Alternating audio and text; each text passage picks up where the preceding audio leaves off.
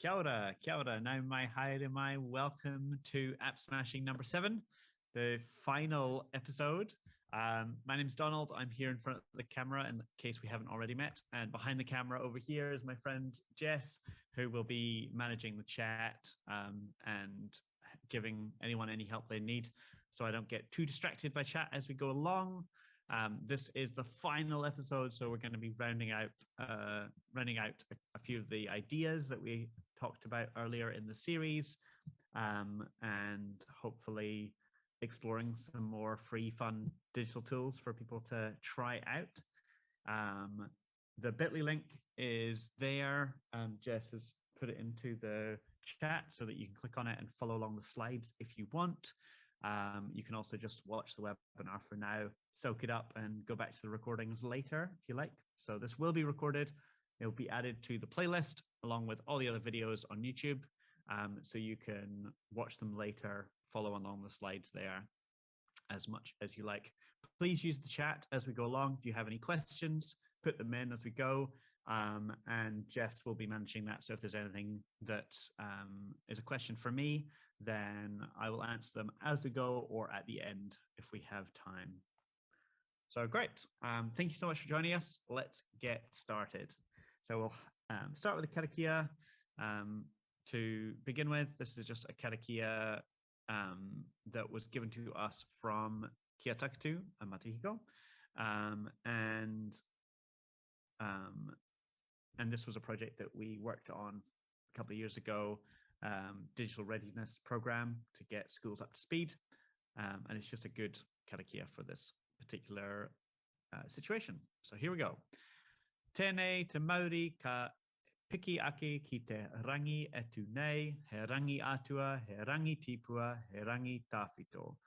Kia whiti ko te mātauranga, kia tau ko te māramatanga. Whaia kia tata, puretia kia mau, homie, huie, tai kie. Excellent. In case you don't know who I am, ko wai mātou, who are we or who am I?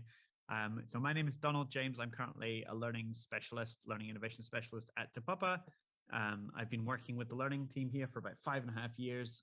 And a big part of my role is to develop and deliver learning programs. And a lot of those learning programs, we like to incorporate some kind of creative response into. So taking learners of all ages into the museum, getting excited about the collections and exhibitions here at Te Papa, and then giving people the chance to process their connection to the collections and exhibitions and create something that is meaningful to them, because we care about people's stories and how they feel connected to the culture and history and taonga of Aotearoa, New Zealand. So as part of the learning team, I've had a lot of opportunity to try out digital tools, digital creative tools, and I want to offer my discoveries to you. So this is why this webinar exists. So the challenge for this week, the wero for this week, is to do with sharing digital content, digital creations, because there's a lot of digital creative tools out there. But the problem with digital things is that often they're stuck inside a screen. And how do you make those creations an authentic output?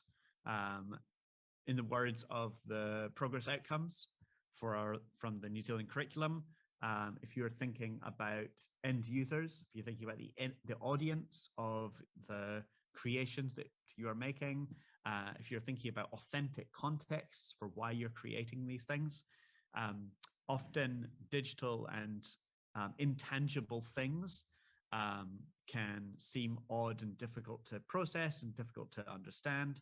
So I'm going to be sharing some tools which I believe help to kind of close the gap between the intangible digital creations and relevant audiences for that content in fun and interesting ways. So these are some things that we've used here in the Learning Lab at Te Papa, and they're things that I think teachers and students would benefit from getting to play with. So we're going to be looking at Sketchfab, but also other free tools and platforms across the internet as well. So Sketchfab, I've talked about this in other webinars in the past as well. So this is a free online community platform and allows you to upload, share, and download 3D designs.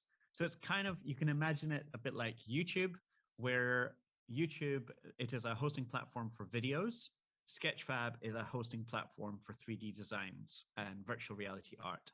And so there's a whole lot of designers and virtual artists who are using Sketchfab as a place to host their portfolio of work.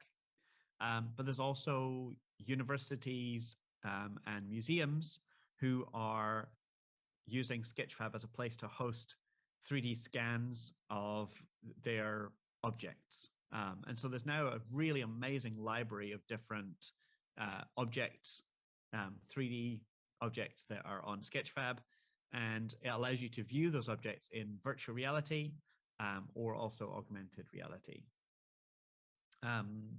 which allows for really interesting explorations of these 3D designs. You can also, within the platform, you can annotate these objects, these digital objects, and you can also add audio description to them. So the picture here is what a Tinkercad model. So we looked at Tinkercad in previous webinars. This is what a Tinkercad model might look like once it is uploaded to Sketchfab. And we have run programs where students and their teachers have created Tinkercad designs back at school and uploaded those designs to Sketchfab to be able to share those designs to families in a kind of like end of term exhibition. So this quote that's down here from Miss Riley from Kaikorai School, which is down in Dunedin, she wanted to create an exhibition of student VUCA designs. And I explained to her how Sketchfab worked and how Tinkercad worked. And she was able to, with her class of year 2 students, create a whole lot of different VUCA. And this quote was how she managed to create an authentic experience for parents about sharing the student design. So they ended up taking augmented reality screenshots of students with their VUCA taken from the Sketchfab app, printing them out, having them on the wall. And she also had iPads there for parents to observe the 3D designs. Tinkercad as a platform, which we looked at in other webinars, it is really good for creating, but it's hard to view other people's content. Within Sketchfab, you can create collections and you can share to any device that runs a web browser. So it makes it really easy to share with anybody.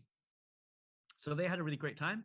And with a little bit of help from their principal, the students were able to create really great designs and share them with their whānau. Other free sharing platforms that are really successful and I think that all learners should be conscious of and should be considering. Things like TikTok, YouTube, Instagram, these are all platforms which are for content creators. And if students can understand the value of what goes up there, what file types go onto these platforms, how they link to that content, then they're meeting lots of the different progress outcomes. Understanding how to create meaningful content for these platforms is really, really valuable. And businesses all over the world are relying on, are hiring people, paying good money to people to come into their organizations and create content specifically for these platforms in order to make the money. So it's not just about kind of the hobbycraft of it. These are incredibly sought after skill sets, being able to understand how media platforms work. We also have Sketchfab that I've just talked about, Google Sites. If you can arm students with the ability to, even using something like Google Sites, you don't need to understand HTML to create a website. There is lots of really great website building tools, and being able to understand how to pull content from different sources together, and to publish it, and to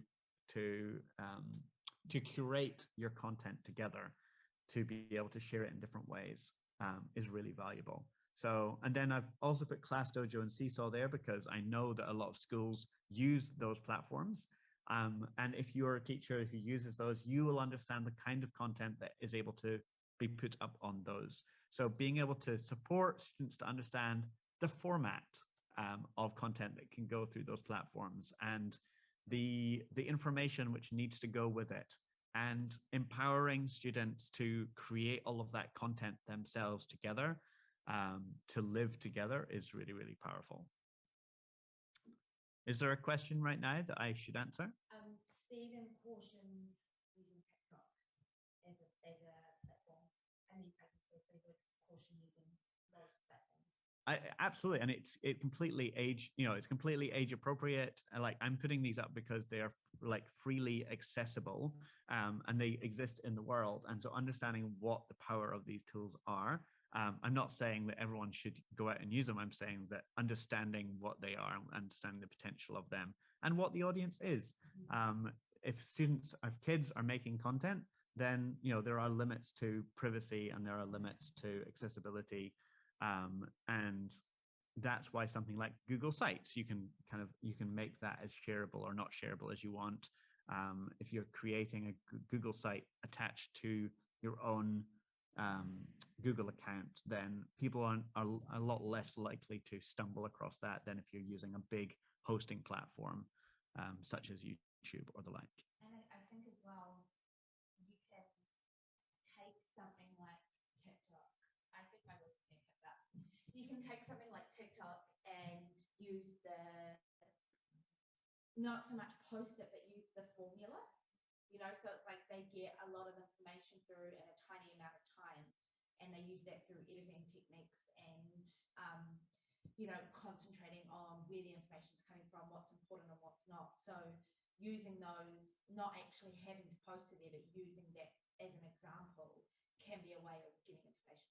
Yeah, absolutely. So using these ideas to create TikTok videos or to create YouTube videos, like understanding a lot of kids, they do get access to YouTube, they do get access to Instagram, but understanding what the limitations of those tools are and creating those styles of creations. Lots of schools are still creating posters. Those posters that kids are creating, they're not going to professional printers and being put out on the street, but they're creating posters, and understanding the limitations of the creation. So what I'm arguing for is understanding and appreciating the types of media that are being put out into the world, what the digital creative tools are, and being able to investigate those in a kind of media studies sort of way, trying to understand the language of these tools. And that would be true of ClassDojo and Seesaw as well. Like, what are the languages of that particular tool set, and how do you make good content for those platforms? So there.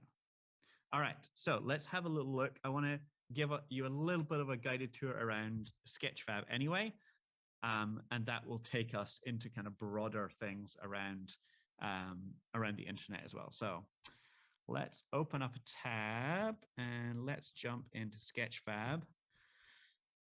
And let's find something. So this is in our own account, and so Sketchfab, as you can see, you can buy 3D models. There's all kinds of amazing things. You can get a free account, which gives you a limited amount of freely publicly available, publicly viewable, downloadable models that you can upload each month. So you get download credits or upload credits. And so for the free account, you pretty much must make everything that you produce downloadable and accessible and publicly viewable. If you want to pay for an account, you get greater control over privacy settings and things. And their idea is that they want to kind of control it so that content creators and people who are creating 3D designs, 3D models, and they want to sell it, those people have to pay for it. People who are just hobbyists and they're making cool things they want to share with the community, those people can use it for free. And if you're somewhere in between, you have to pay for a small license. So at Tapapa, we pay for a small license because we have had so many students come through, and we want to create collections and share that work. So we pay for it so that we have enough space in our account to do that work. So if I go to collections, it's probably the best way for me to show you. And so we have organized 3D designs, 3D models, 3D scans into collections based on the groups who come to us. And you'll see a range of Tinkercad designs and SculptGL designs, as well as 3D scans of things. And what I might do is just open up this virtual reality in your classroom. There is a blog post which goes along with this. And so here's a selection of different 3D digital objects that have been uploaded to Sketchfab, and they demonstrate different types of creation. Some of them are downloadable, like this 3D scan of a bird, as well as this SculptGL model of a Poe, pretty much. And so you can see the different types of things. All of these things, if you can get an app for this, which works really well on iPad. Any of these you can actually view as augmented reality objects. So the thing I like about augmented reality is that with one person holding an iPad, you can see this object kind of placed on a surface in front of you, and multiple people can all then look through the iPad at an object. You can scale that object up to be really big or really small. You can move the iPad around and you can see it in place in front of you. And so having multiple people all sharing that experience leads to better conversations and questions that you can all share in. I have a small issue with virtual reality where it is a singular experience for one person that's a lot harder to share with others. So I much prefer augmented reality platforms than virtual reality, just because you can share it better. It's better for groups. So once these objects are uploaded, maybe I will jump into this bird.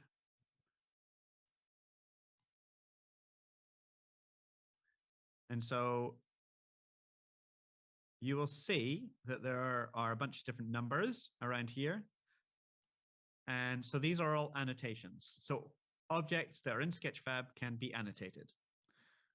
And so students can justify the object that they are looking at, their understanding of it. It could be design decisions. It could be the things they've learned about it. So this was a student who was learning about this particular type of hawk. And so you can flick through and you can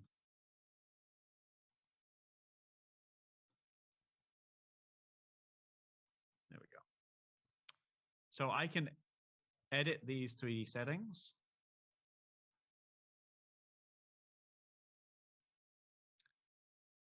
And this is where you get the option to add annotations. So here are all of my different annotations. If I wanted to add more annotations, I could double click on a point on the object and I could add more annotations easily enough. So you'll notice here it says description, add links, images, and other formatting with Markdown. Markdown is a formatting language it's a text-based language. There's lots of places on the internet you can learn about how Markdown works. But the nice thing about being able to add images and links is that you can, within a 3D model on Sketchfab, you could have links to YouTube content, or you could have links to a Google site, or you could have images of artwork that's created, or you could have links to other models.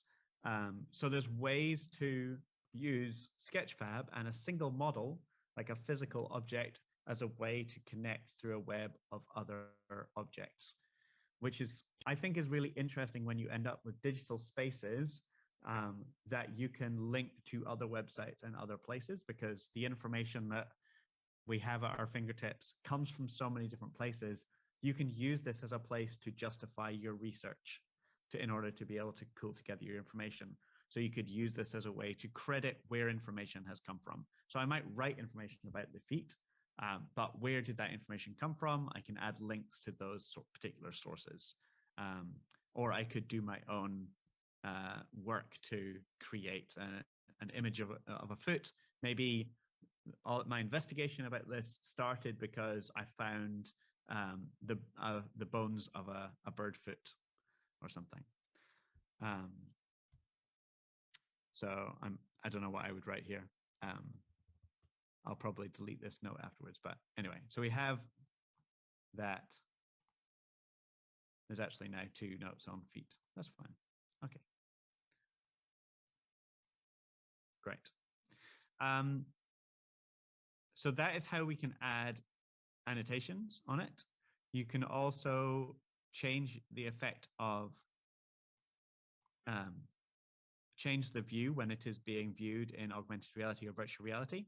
So this works with Google Cardboard viewers. If you've seen those, these are small boxes about the size that you can put your phone in, and allows you to view 3D designs, but there's also a whole lot of YouTube videos as well, which have been made compatible with 3D viewers. And it basically takes your phone and it splits the screen so that each side of it is one of your eyes, and the video that plays gives you the sense that you're looking at something that has depth. And so you can change the scale of things here. So if I want, I could make the bird very large compared to the viewer, so it makes it look like a giant, or I could make it look very small. So you can play with scale and you can investigate what does that mean. And that also works for augmented reality as well. So when you're viewing that in the real space, then you might look at something which is of the real scale. You could use something like Tinkercad or SculptGL to design a very large or very small object at scale, and then visualize it using Sketchfab at that scale. And so that can be quite powerful if students are trying to understand the size of boats of Vaca, or if they want to use 3D design tools to explore creating buildings, or vehicles or landscapes or the like. You can also, interesting. So things are changing all the time. And it appears that one of the tools that Sketchfab used to have has disappeared. You used to be able to add audio, and it looks like that option has now been lost from Sketchfab, which is interesting. It was a really handy setting, but it looks like they've turned audio off, or maybe it could be our particular account setting. My friend Jess is just Googling it right now to find out what the answer is.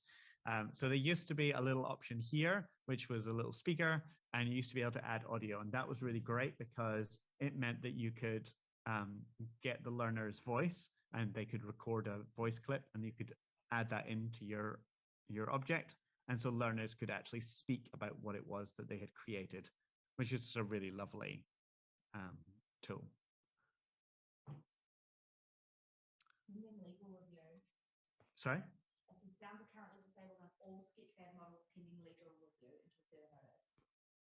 Very interesting. Legal review on audio. I guess if people abuse the tool. You could get a DMCA. Yeah. Maybe depending on how far you're sharing it. Yeah. I mean, it says that you can add sounds to your model if you use the API. Yeah.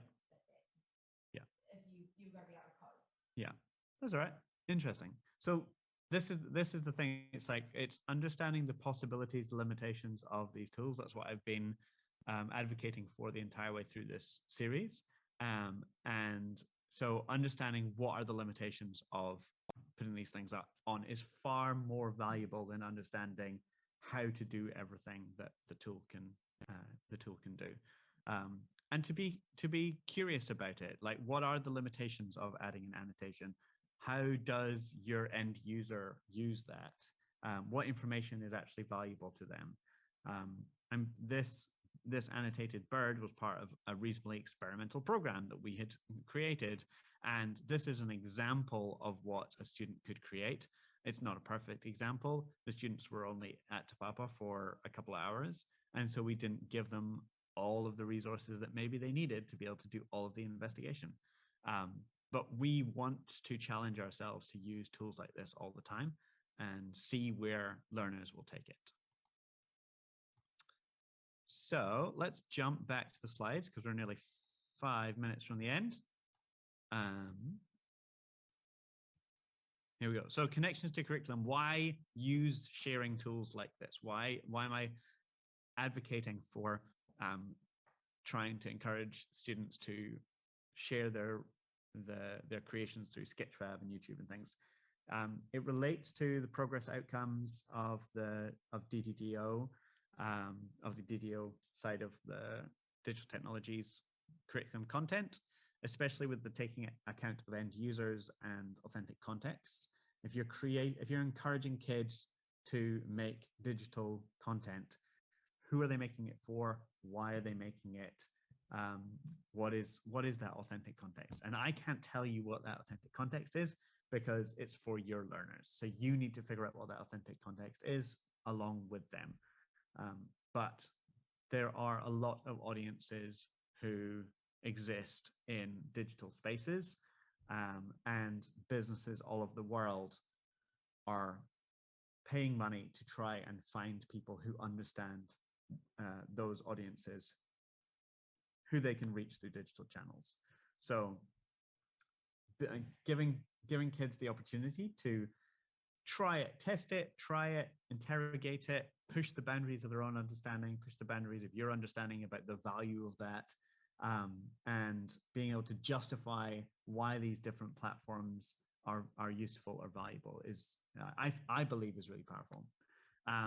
And it's also to encourage learners to be creators, not just consumers. So many kids consume media through platforms like YouTube.